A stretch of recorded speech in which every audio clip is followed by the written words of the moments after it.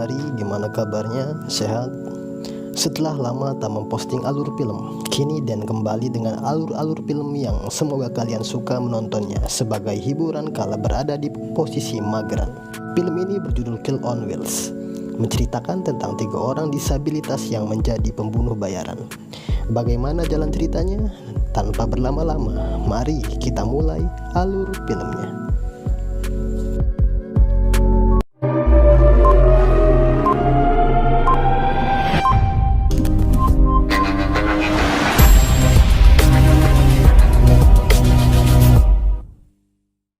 Film dimulai dengan 2 orang lelaki disabilitas. Mereka bernama Jolly dan Barba, di mana mereka berdua mengisi waktu setiap harinya dengan menggambar komik. Terlahir dengan tulang punggung yang berbeda, mengharuskan Jolly berbaring setiap beberapa menit untuk mengurangi rasa sakit di punggungnya. Jolly juga sering pergi ke dokter untuk mengecek kondisinya. Untuk menghilangkan rasa sakit di punggungnya, Jolly disarankan untuk melakukan operasi, walaupun biayanya tentu sangat mahal. Ibunya mendapatkan kabar dari mantan suaminya jika ia bersedia untuk menanggung biaya operasi Jolly. Namun, Jolly menolaknya karena ia masih merasa sakit hati kepada ayah yang telah menelantarkannya. Suatu hari ketika Barba dan Jolly sedang asik bermain dengan alat pemadam api yang mereka curi, tak lama datang seorang pria lumpuh yang duduk di kursi roda. Pria itu meminta Jolly dan Barba agar mengembalikan barang yang mereka curi. Tak terima dengan perlakuan pria itu, Jolly dan Barba pun melakukan perlawanan.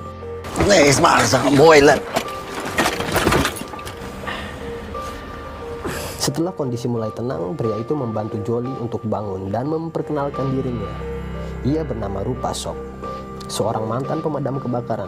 Ia lumpuh karena suatu tragedi saat memadamkan kebakaran beberapa tahun yang lalu. Malamnya Rupasop mengajak Jolly dan Barba ke klub malam, dan itu untuk pertama kalinya Jolly dan Barba menikmati dunia malam.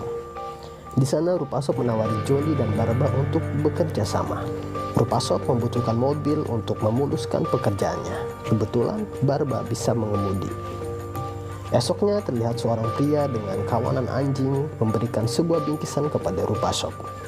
Lalu Rupasop pergi ke sebuah tempat untuk menemui sekelompok gangster. Tak lama datang juga Jolly dan Barba. Rupasop meminta sekelompok gangster itu untuk meninggalkan wilayah tersebut karena mereka tak lagi dibutuhkan oleh pria yang tadi memberikan bingkisan kepada Rupasop. Tak terima dengan itu, salah satu dari mereka pun menusuk kaki Rupasop dan menendangnya. Dengan santainya Rupasop mengambil bingkisan yang ia terima, lalu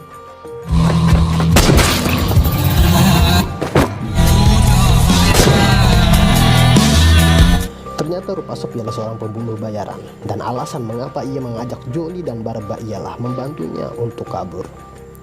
Setelah itu Rupasop mengobati lukanya pada seorang suster yang ternyata mantan kekasihnya. Pada momen itu pun mantan kekasihnya mengundang Rupasop di acara pernikahan yang akan ia gelar beberapa minggu lagi. Rupasop yang belum move on frustasi dengan menyalahkan kakinya yang lumpuh.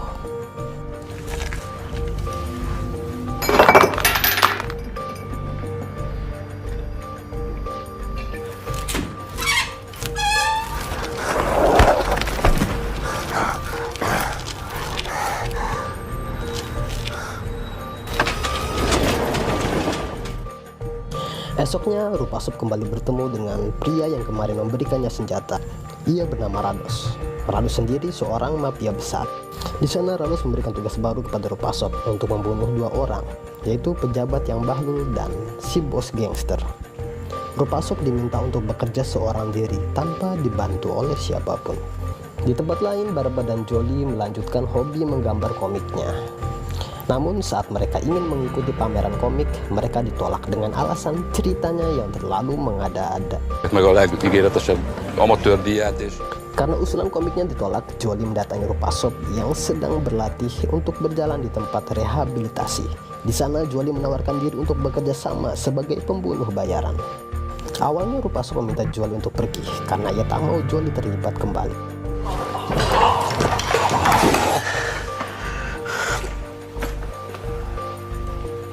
Namun Karena berada di kondisi yang sama, Rupasop pun menerima Jolie untuk bekerja sama. Mereka bertiga langsung memulai aksinya, diawali dengan memodif kursi roda mereka di sebuah bengkel. Orang yang pertama mereka bunuh ialah seorang pejabat Bahlul yang bersekutu dengan bos gangster. Saat dalam pengintaian, seseorang yang merasa kasihan pada Jolie hendak memberikan uang kepadanya. Akan tetapi, Jolie menolaknya karena baginya kekurangannya bukan dijadikan untuk mengharap belas kasihan. Barba berhasil mengalihkan perhatian target, sehingga Rupasop yang berpura-pura memberi makan burung dengan mudah membunuh targetnya. Karena keterbatasan mereka pun bisa kabur dengan mudah tanpa ada yang mencurigainya. Akan tetapi dari kejauhan Rados memata-matai mereka. Waktu pun berganti, Jolie pun kembali melakukan check up. Jolie tetap menolak bantuan ayahnya untuk melakukan operasi, karena ia hanya ingin dioperasi dengan uangnya sendiri. Ia pun mendatangi Rupasop dan menceritakan semua yang dialami. Mendengar tentang operasinya Jolie, Rupasop pun pergi menemui Rados untuk meminta bayaran atas misi pembunuhannya. Namun bukannya duit yang didapat, Rupasop malah dihajar oleh Rados. Karena Rupasop melanggar aturan dengan mengajak Barba dan Jolie dalam misi membunuhnya.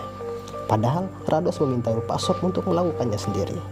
Rados hanya akan memberikan uangnya jika semua target sudah dibunuh. Rados juga meminta Rupasop untuk membunuh Jolie dan Barba yang dianggap sebagai saksi mata.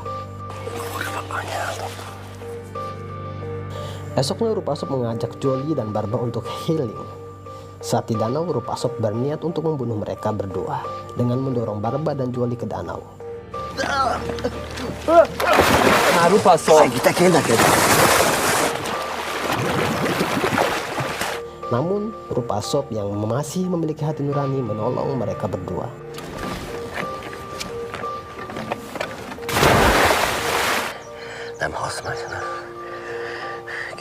Sebagai permintaan maaf, Rupasop memberikan Jolie sebuah pistol serta mengajak mereka berdua dalam misi pembunuhan selanjutnya.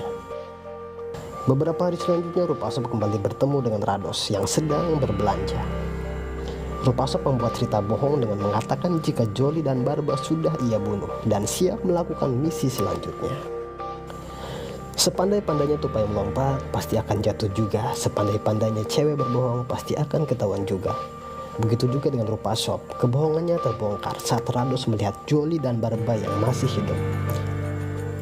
Singkat cerita, tibalah saatnya mereka menjalankan misinya. Seperti biasa, Rupasop sang eksekutor, Jolie dan Barba sebagai penyedia transportasi untuk kabur. Sebelum pergi, Rupasop meminta Jolie untuk menelpon polisi jika ia tak kembali dalam waktu 20 menit. At the end of shades of gray. Dengan mengaku sebagai orang suruhan si pejabat, Rupasop pun diperbolehkan masuk, walau harus melalui pemeriksaan terlebih dahulu.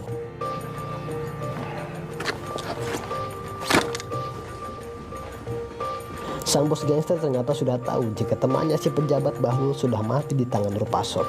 Ia sengaja mempermudah Rupasop masuk ke rumahnya untuk menjebaknya. Saat Rupasop akan dieksekusi, Rupasop pun menembaki mereka dengan pistol yang ia sembunyikan di bantalan duduk kursi rodanya.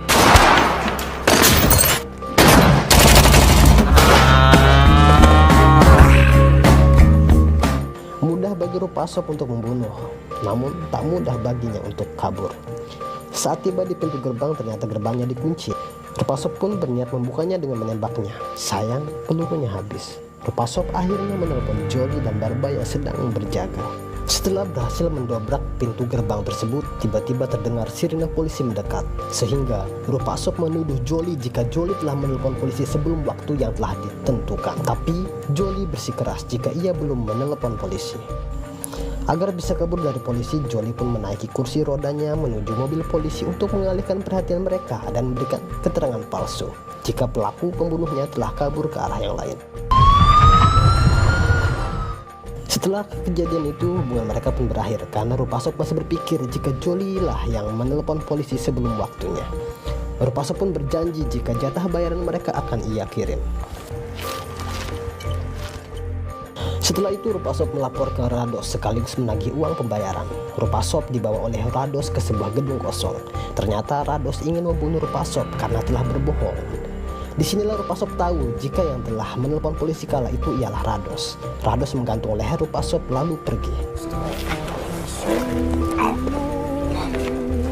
Untungnya Rupasop berhasil melepaskan tali yang mengikat lehernya.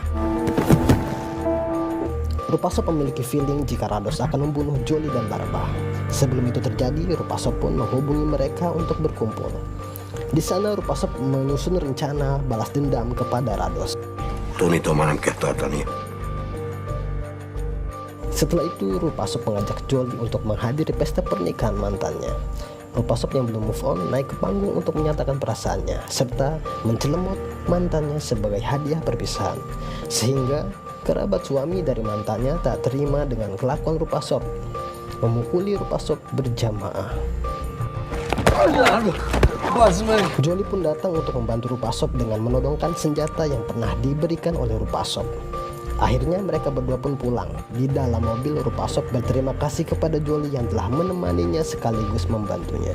Esoknya mereka bertiga pun mengintai kediaman Rados dengan penuh kehati-hatian.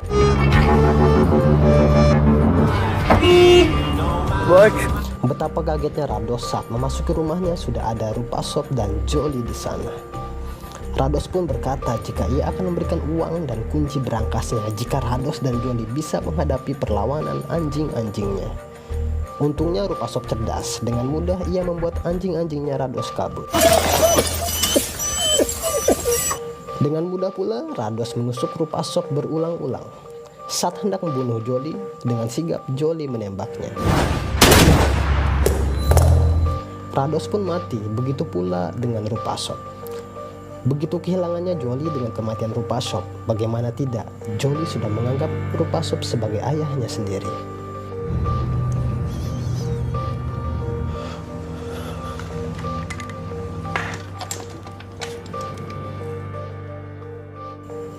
Beberapa hari kemudian Jolie pun melakukan operasi.